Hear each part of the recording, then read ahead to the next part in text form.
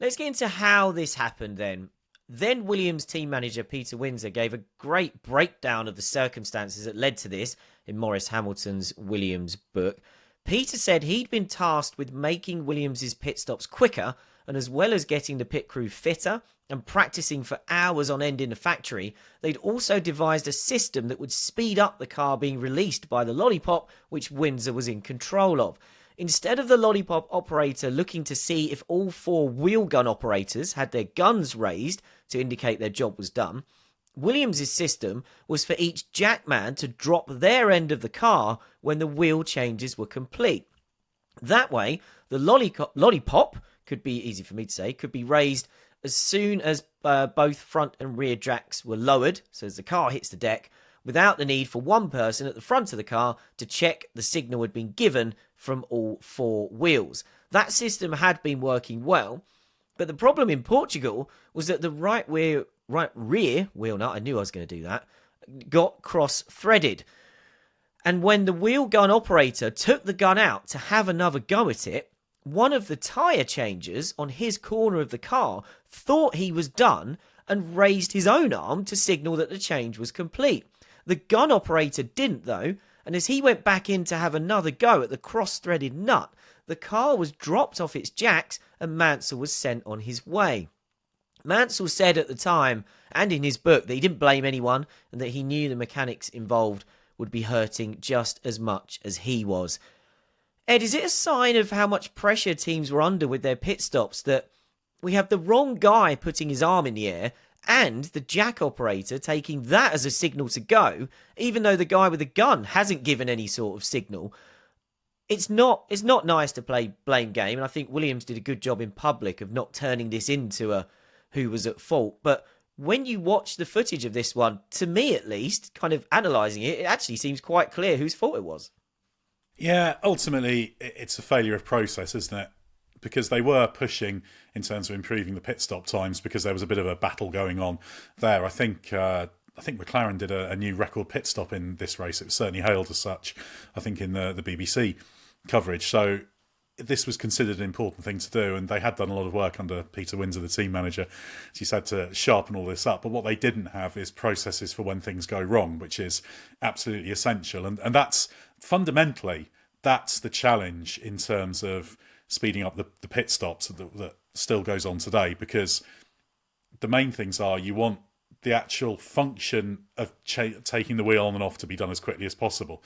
And you also want to eliminate all of those gaps. And there's big time to be gained from maximising the speed with which you get the wheels on until the release. And that's where the danger comes in. So they didn't have, evidently, a fail-safe system for what happens if there's a cross-thread.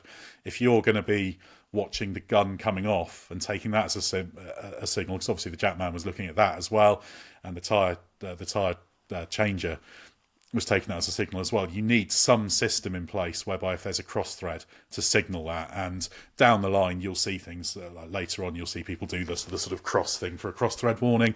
There's also things later on with buttons on the guns and that kind of thing that are connected up to the pit stop release lights, etc. So that's the thing I think Williams missed out on. They've done all this great work on improving the pit stops, but they hadn't thought, right, what happens if this thing happens? Doubly so when it's a thing that happens that will lead to exactly the same thing that you are queuing your car release on, which is the wheel gun coming off. So very, very unfortunate in the moment. You can understand how it happened, but it just needed in advance somebody to think, oh, what happens if this happens? And 99% of the time, that mistake would happen when the stakes are far, far lower. Whereas because Nigel Mansell's involved, the only contribution Mansell makes to this area is the fact that he's Nigel Mansell, and drama is just attracted to Nigel Mansell. So I think that's just his part in it. It had to happen to him in what was absolutely an essential race. So yeah, I mean, mistakes are made, people are to blame, but this is a point where this is all evolving, and sometimes you need to hit trouble in order to work out ways to prevent it happening again. It's just it happened when the stakes were absolutely sky high. Yeah, I wonder if it would be particularly well remembered if it cost Riccardo Patrese a second place when he'd already moved over for Nigel. But you're right, ultimately it all boils down to the intense pressure around pit stops. We're still in an era at this point where we'd come through the time where tyre changes would take 16 to 20 seconds in the 80s, and then sub 10 seconds was impressive, and now really good ones are in the sort of 5, 6, 7 range, weren't they? So yeah, huge amount of pressure, and we're talking about a difference of seconds here rather than a difference of tenths of a second like we do today. The drama wasn't over though, as we still had the small matter of Mansell's three-wheeled Williams stuck in the fast lane of the pits. Patrick Head said afterwards that on the radio, the mechanics were told to jack the car up and bring it back to the pit stall, but instead they rushed a new wheel down to the car and fitted it in the fast lane, with Mansell then speeding off back into the race. He charged from 17th to 6th over the next 20 laps, so got himself back into the points. But for the second time in 3 Portuguese Grand Prix, he was black flagged, this time for his car being worked on in the fast lane. Mansell said he was in tears when he came back to retire, while Peter Windsor called the decision of the stewards ridiculous, saying, "What were we supposed to do?"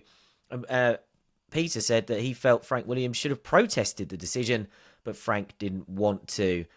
Sam, could Williams really have any complaints about this decision to black flag Mansell? From their own conduct point of view, no. But actually, the regulations, while being black and white on cars not being able to be worked on the fast lane, also dictated that there should be 3 lanes in the pits. The fast lane in and out of the pits, an acceleration or deceleration lane, and also a working lane. So, in fact, Estoril only had 2 lanes, and there was no defined acceleration lane. So, in theory, Williams could have protested the decision, and I think Windsor's got a very strong point in the fact that Williams should have done that.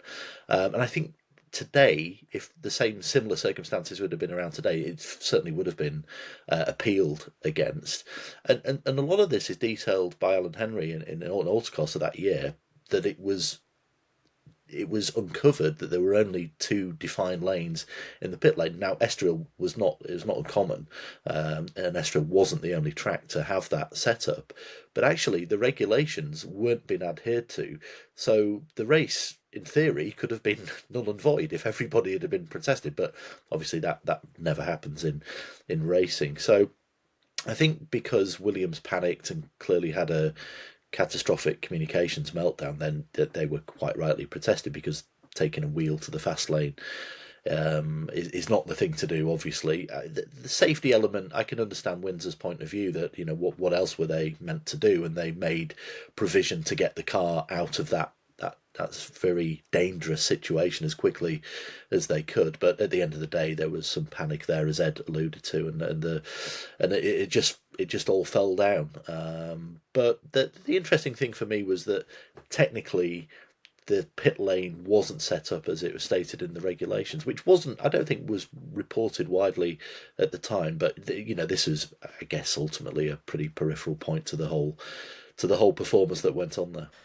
Thinking about it, obviously Patrick Head said jack the car up and bring it back, but in terms of safety for everyone involved, that's not a quick process. You're going to get the car up on jacks in a live pit lane during a Grand Prix in the days before pit lane speed limits, and you've got the car had gone far enough that if you're doing it under the power of people dragging it back on jacks, it's going to take a while. You've got to go back towards the Williams pit. At some point, you've got to cross that fast lane because Nigel's up against the pit wall. So I can see why, although the decision was probably made out of panic rather than any sort of reasoning, I can see why the crew involved would go, well, we're not going to try and drag this thing across a live pit lane in the middle of a Grand Prix.